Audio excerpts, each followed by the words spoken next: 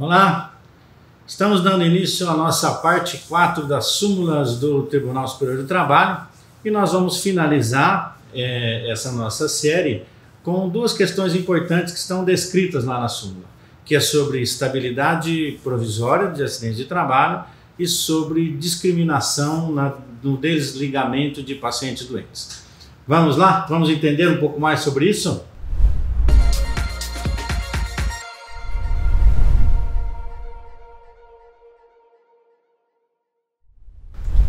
Sou José Marcelo Penteado, médico da Justiça do Trabalho, perito judicial, médico do trabalho, sócio-diretor da MedSafe Solution, empresa que produz softwares para a área de perícia médica, ergonomia, etc.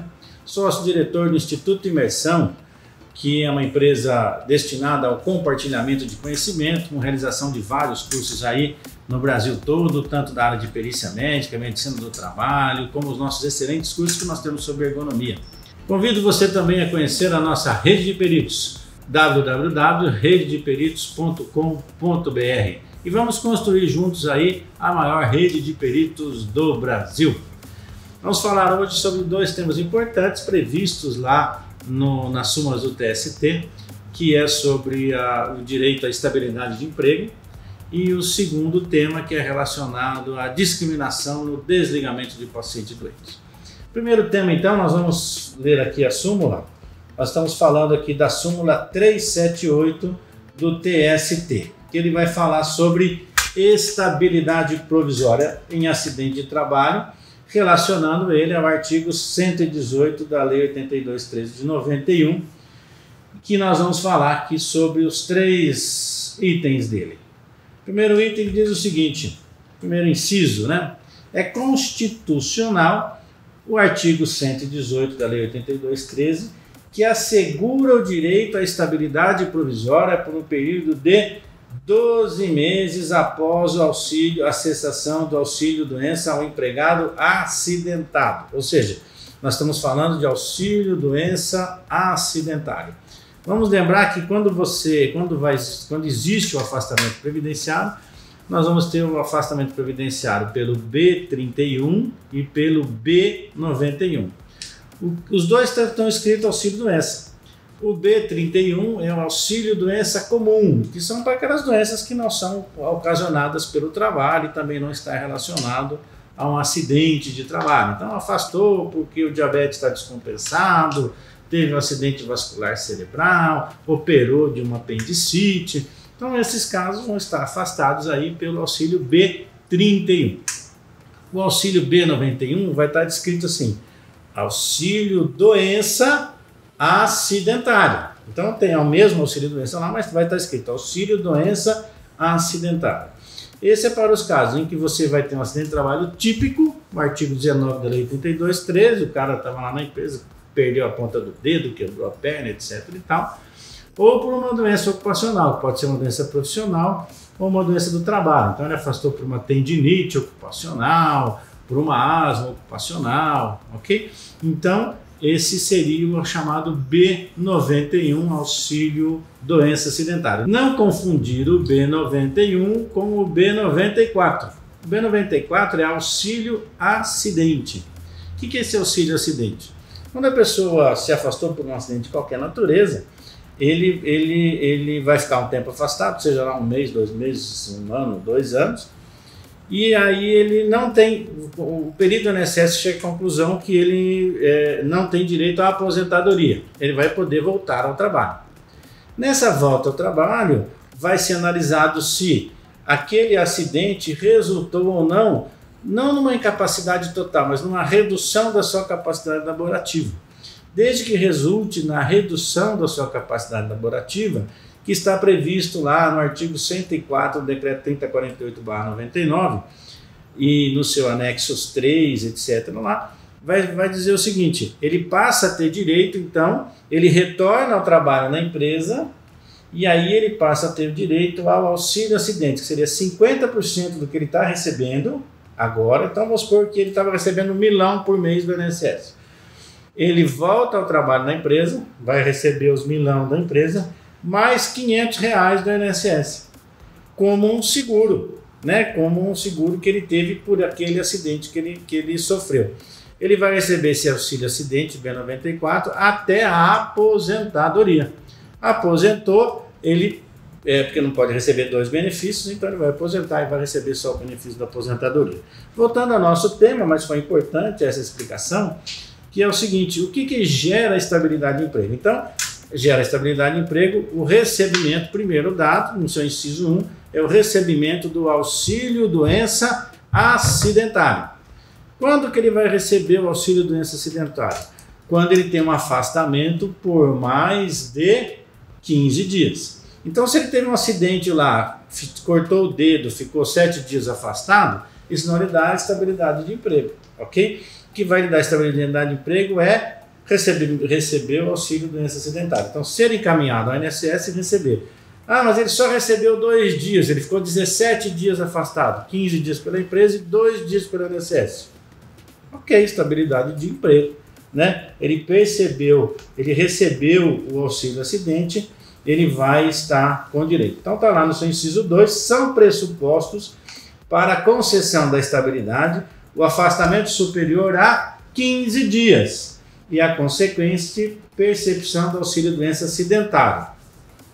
E aqui tem um dado importante: salvo se constatada após a despedida doença profissional que guarde relação de causalidade com a execução do trabalho. Isso quer dizer o quê? Ok, ele não se afastou durante o período que ele estava na empresa, mas depois que ele se afastou, depois que ele foi desligado, foi constatado que ele teve uma doença profissional e que essa doença profissional, ou doença ocupacional, ou doença do trabalho, aqui o termo até está equivocado, porque ele só fala assim: doença profissional que guarde relação com a causalidade. O ideal seria doença ocupacional, que inclui tanto a profissional quanto a do trabalho. Guardou o nexo de causalidade, vai dar então um direito de estabilidade de emprego por 12 meses. E o inciso 3, que vai falar sobre o empregado admitido por contrato de tempo de trabalho pré-determinado. Ele tem direito ou não? Ou seja, ele foi contratado para trabalhar 15 dias, 3 meses, ou ele está no contrato de experiência, 3 meses. Se ele tiver um acidente, ele gera direito à estabilidade de emprego de 1 ano. As diversas jurisprudências vêm informando que sim, desde que, é óbvio, ele tem um afastamento no INSS por um período maior do que 15 dias. Então eu só vou ler aqui uma das decisões aqui, que eu achei muito interessante, que nos explica muito isso. Só uma parte dela. Essa decisão aqui é um agravo de instrumento que foi apresentado num processo judicial 12.5540-21/2007, relator ministro Alberto Luiz Bresciani. O infortúnio do trabalhador ceifa-lhe a oportunidade de manutenção do trabalho, expectativa que legitimamente mantém, impondo-lhe o desemprego por força do evento que, acrescido dano à sua saúde, decorre de fato estritamente vinculado à atividade empresarial. Não se espera que, ante o ônus que a lei ordena, permitindo-se-lhe o desfazimento do pacto laboral, opte o empregador pela sua prorrogação. Mesmo que viessem a ser aprovadas suas aptidões técnicas, o empregado amargará as consequências de sua saúde deteriorada sob a austeridade e sofrimento do desemprego. Não disporá do prazo que o ordenamento objetivo sabiamente disponibilizaria a sua recuperação, devido então à estabilidade provisória, ainda que quando se cuide de contrato de experiência. Muito bem, falamos então aí sobre a questão da estabilidade de emprego, e aí vamos a um tema que é muito discutido na nossa prática de medicina do trabalho, que é a súmula 443 do TST, que vai falar sobre dispensa discriminatória. Olha que interessante essa súmula, vamos ler.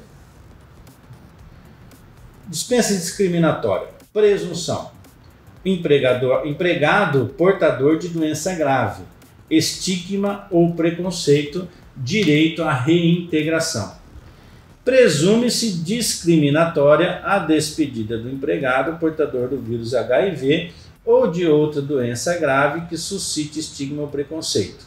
Inválido o ato, o empregado tem direito à reintegração no emprego.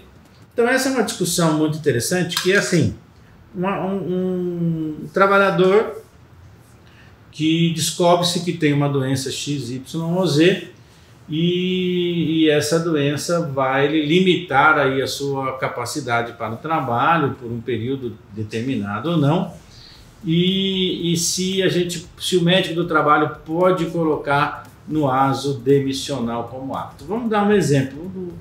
O que nós definimos na nossa medicina do trabalho, no exame demissional, é se ele está apto para o trabalho ou não.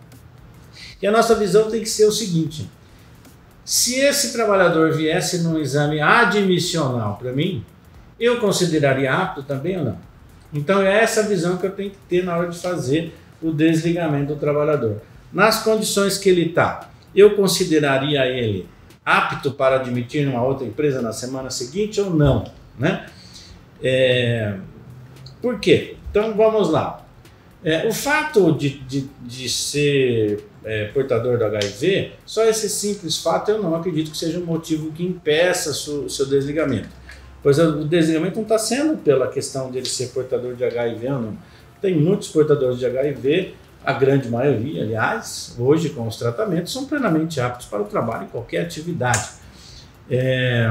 Se ele estava trabalhando na empresa, naquela atividade X ou Y ou Z, estava trabalhando adequadamente, e quando eu vou analisá-lo no seu desligamento, eu achar que eu vou admiti-lo numa próxima empresa, sem problema algum, eu posso considerar e desligá-lo como apto ou não. Agora, um portador de HIV já com a AIDS pré-instalada, com doenças que estão lhe deteriorando a saúde, não vou poder desligar esse trabalhador. A questão social da empresa. A mesma coisa, um paciente, por exemplo, descobriu, vamos dar um exemplo clássico, uma senhora está trabalhando na minha empresa faz 5 anos, 7 anos, 10 anos, está trabalhando lá no meu setor de zeladoria e ela descobre então um câncer de mama. Muito bem, descobriu o câncer de mama. Acabou de descobrir faz 1 semana, 2 semanas, 3 semanas. Obviamente ela vai passar a ter diversos tratamentos, acompanhamento, cirurgia, radioterapia, etc. e tal. Mas neste momento da demissão ela não começou o tratamento ainda e ela chega e a empresa resolve demiti-la e ela chega com essa informação: doutor, eu estou com câncer, vou iniciar um tratamento. Você pode dizer o seguinte: olha, não, no momento ela está apta porque ela está trabalhando, ela estava trabalhando até ontem, eu posso desligá-la. Na minha opinião, isso não está correto. Porque eu provavelmente não admitiria ela na próxima empresa, sabendo-se que ela vai ser submetida a uma série de tratamentos, né? Além das questões sociais e humanitárias que nós médicos nós temos, né? Como é que eu vou autorizar o desligamento dessa funcionária que já está com a sua mente abalada por causa de uma doença séria que lhe acometeu? É nessa hora que nós, como médicos gerais e também como médicos do trabalho, temos que dar o nosso apoio a essa funcionária. É nessa hora agora que a empresa cumpre a função social da empresa de dar o apoio a essa funcionária nesse momento tão difícil da vida que ela vai passar. Então, temos aqui também, vamos ler algumas decisões aqui sobre dispensa discriminatória que eu também acho muito interessante para que vocês entendam o que eu estou querendo dizer e qual que é essa minha opinião. Então vamos lá. Também um processo aqui, o relator é Rosali Michaele Bacila Batista. Dispensa discriminatória empregado doente. O fato da empresa ter conhecimento da doença que acomete o empregado à época da rescisão do contrato de trabalho, sem justa causa, configura forte indício que houve discriminação por motivo de saúde, mesmo que a moléstia não guarde ligação com as atividades desenvolvidas pelo trabalhador, posto que a dispensa nesta situação implica em ofensa à dignidade da pessoa humana. Vamos aqui ao próximo. Empregado inapto, nulidade ou dispensa reintegração. Evidenciando a prova dos autos que o empregado estava doente quando foi imotivamente dispensado, tem-se como nulo o pleno direito o ato da despedida, restabelecendo-se o contrato de trabalho entre as partes, com os mesmos direitos dele decorrentes, devendo o autor ser reintegrado aos quadros da ré, pagando-lhe os salários vencidos e vincendos até o evento. E esse aqui é muito interessante, é o último, que é inegável que o empregador goza de poder diretivo, mas como todo direito, este também deve ser exercido dentro dos limites da normalidade, pois o uso desarrazoado redunda em abuso, que, nos termos do artigo 187 do Código Civil, configura ato ilícito. Destarte: se a prova de que o empregador extinguiu o contrato de trabalho pelo fato de o empregado ter contraído doença, está configurada a dispensa com feição discriminatória.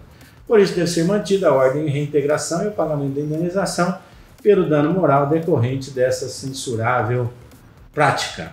Ok? Bom, eu acho que ficou bem explicado a minha opinião, e baseada inclusive em várias jurisprudências, e eu espero que essa série que nós tivemos, né, de quatro séries aí falando de súmulas do Tribunal Superior do Trabalho, ajudem vocês, médicos do trabalho, engenheiro de segurança, técnico de segurança do trabalho, fisioterapeutas, etc., a atuarem aí de uma maneira mais técnica, mais científica aí dentro do nosso dia a dia da área de saúde do trabalhador. Agradeço a vocês e vamos até o próximo tema.